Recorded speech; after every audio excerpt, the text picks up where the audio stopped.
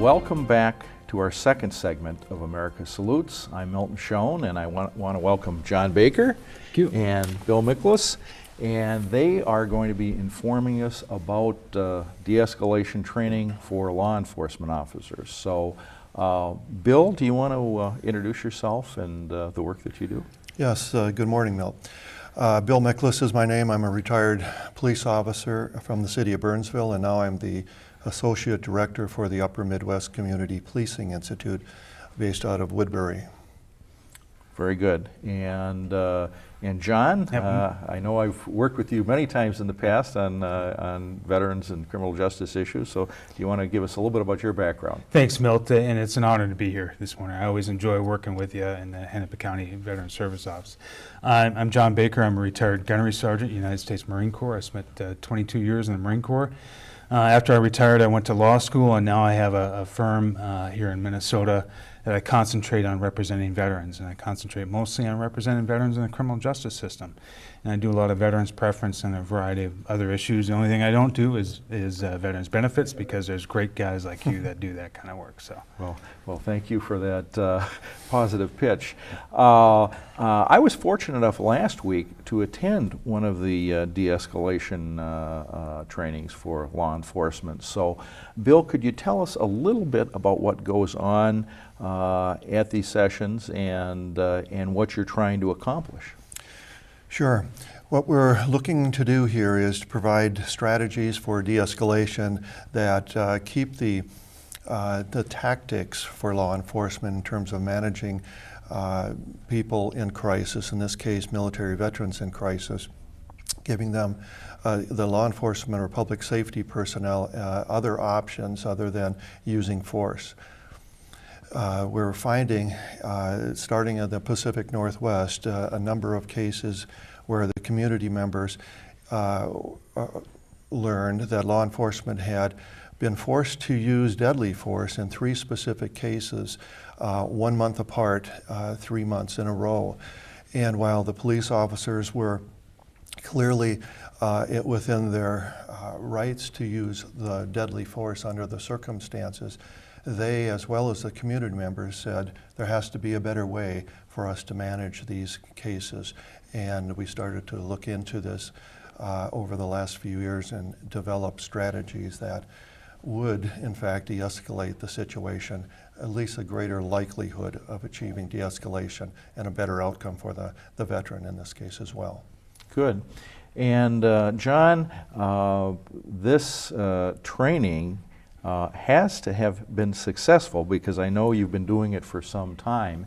And could you share with us a story of a successful de-escalation, let's say here in Minnesota? sure, Milt, but let me give you just a little bit of additional background. One of the key reasons that we have success is the team that goes out and trains. So Bill and I have taught this course throughout the state of Minnesota and throughout the country. We have a national program, but Bill is a retired police officer, knows that area. I'm the retired military, and I happen to be an attorney that represents veterans. So it's a pretty dynamic and key relationship that we have. And for every class, we co-teach the class. Bill teaches the police tactics stuff, and I teach the what it's like to be a veteran, what it's like to go downrange, come back home. But let me tell you, one component of our Minnesota curriculum is how to identify a veteran. You know, and one of the themes that we develop throughout the day that we teach law enforcement is, what is the face of a veteran today? I will tell you, the face of a veteran today, Milt, as you know, is very much different than like you and I. Right. You know, it's we've got a lot of female veterans.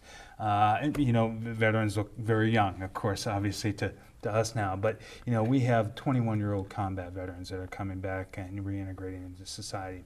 But one of the things that I teach is how to read a DD-214, which not a lot of law enforcement know. To you and I, that's Second nature. That's the biggest document that a veteran will get. That is a document that will, for the rest of your life, identify you as a veteran. So we taught this course down in Egan last year, and the very next day after our training, I got an email from a female officer who had an encounter with an older veteran that night. That veteran was very upset, and he told her that you couldn't possibly know or understand anything about what I'm going through. And she asked him, well, you know, do you have a DD-214? What does your DD-214 say? And let me help you get some help. And that veteran looked at her and said, oh my God, you know what some of these issues are. You know what a DD-214 is. And that just de-escalated the situation right there. And it was just absolutely incredible. But I'll tell you, the other reason that we're successful is, you know, we don't hear any stories on the news of suicide by cop lately. Right. And Bill, we have a large number of law enforcement officers who are licensed in our state. And could you give us an idea of how many officers you've reached with this training and what your goal would be in terms of what percentage of officers or number of officers in our state you would like to reach over the next several years? Sure. Based on funding from the state legislature in 2013, for the 2 years of 2014 and 2015, we were able to train 750 law enforcement and public safety personnel. Now that just is not just law enforcement, but it does include sheriff's deputies, peace officers in the state, as well as corrections, as dispatchers, anybody in the public safety system.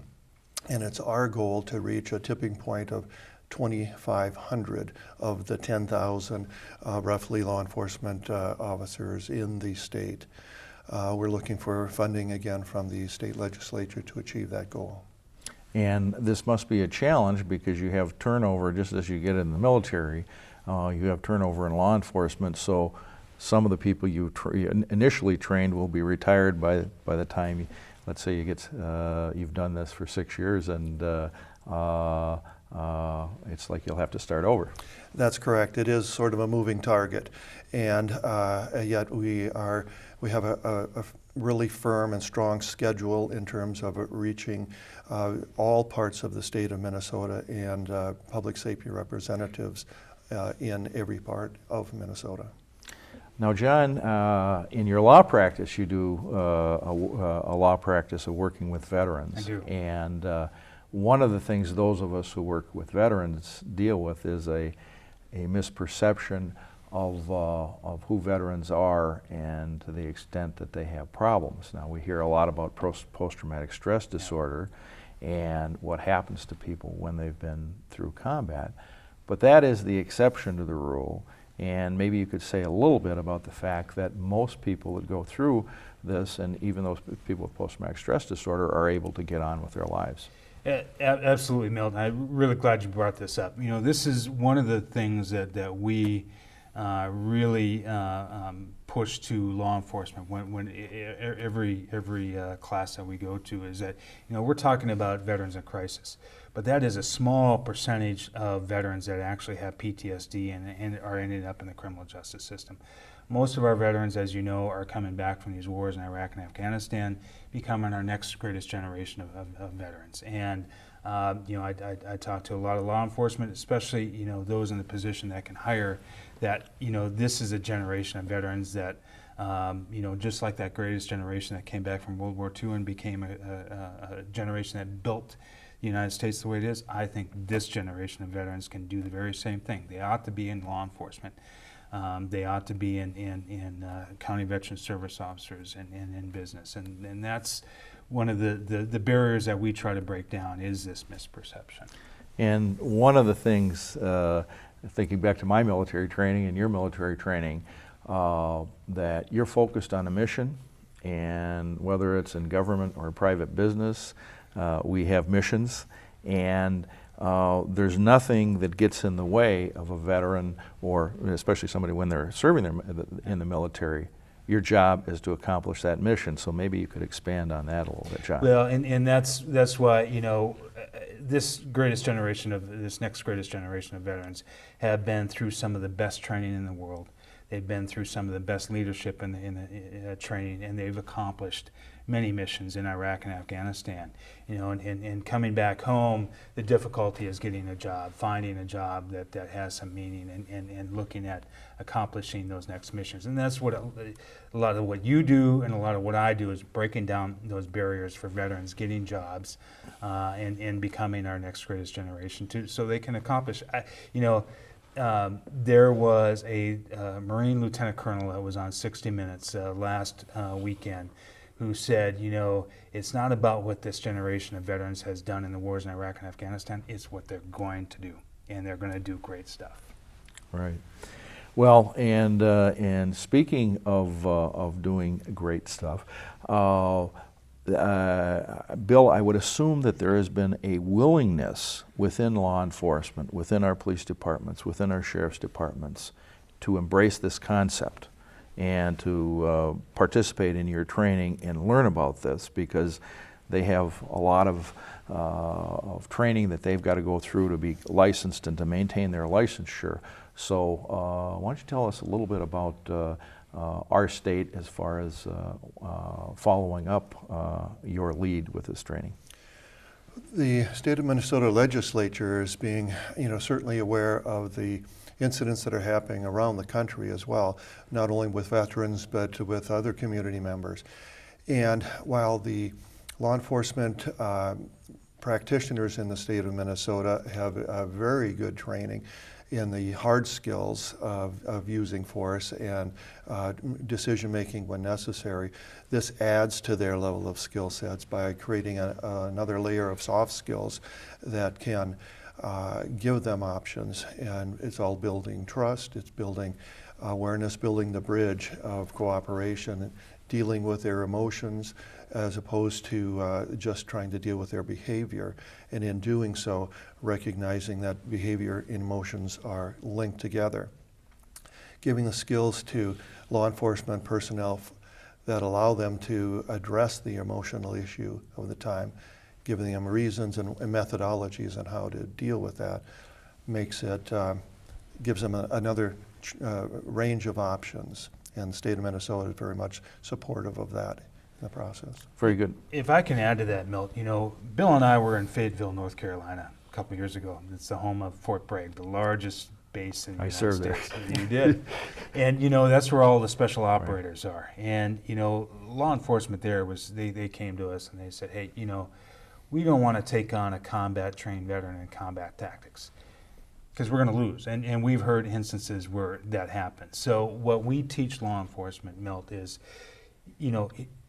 de-escalate it to an environment that favors law enforcement. Because you're never, the cops are trained in combat tactics as well, but not like a combat-trained veteran. So de-escalate it to an environment that favors law enforcement. And that's kind of, he's teaching the tactics. That's what we're trying to do, and it's a better outcome. Well, very good. And about our last 30 seconds, if you want, either of you, if you want to leave us with one last thought, what might that be?